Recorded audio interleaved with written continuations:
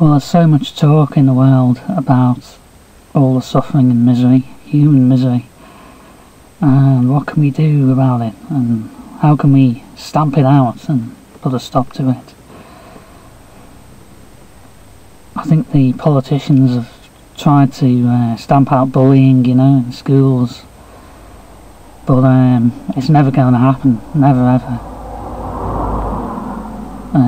Not for the foreseeable future anyway. For the history of humanity, there's always been pain, suffering, wars, and I don't think the solution is on a communication level.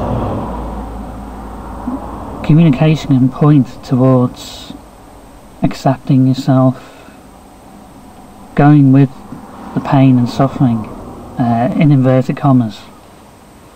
These are just labels. And the energy inside you, for me it's in the stomach, and it's chaotic energy. The atoms and molecules seem all at cross purposes, and if you keep on focusing on that energy, it eases it off a bit. It really helps. Although the trick is to remember to do that each time it comes up.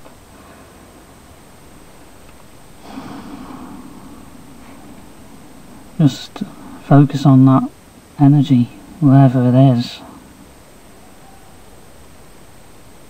Stop what you're doing and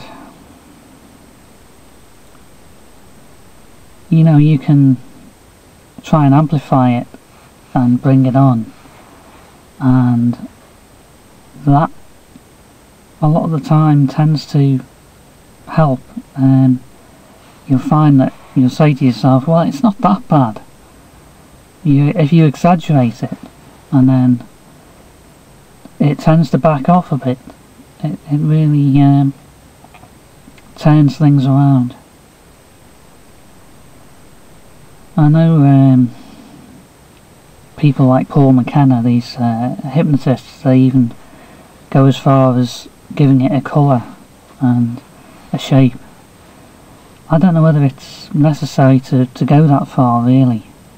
Just to feel the energy, because the most popular way of dealing with it is to avoid it, and but it's horrible sometimes when you analyse it. You just say, oh no, it's a horrible feeling, and because you haven't flowed with it, somehow it gets out of hand, and when you don't kind of become one with it, it kind of takes on a life of its own.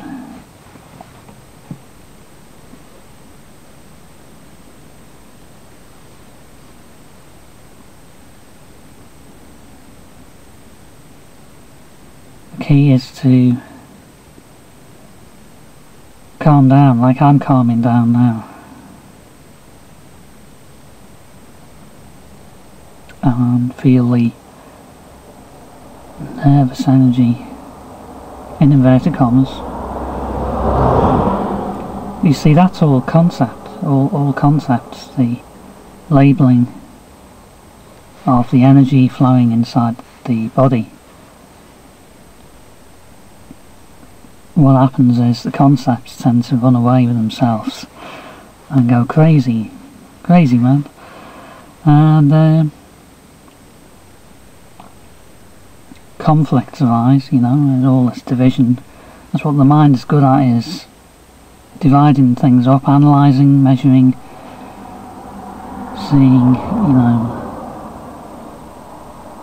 somehow on one level you've got the chattering mind which labels everything, says, hey, that's a nice tree, and that's a tall tree, and it's got nice green leaves on it. On another level, it's not named, it's not on that conceptual level. It's perhaps the nearest you can say it is that it's on a seeing level,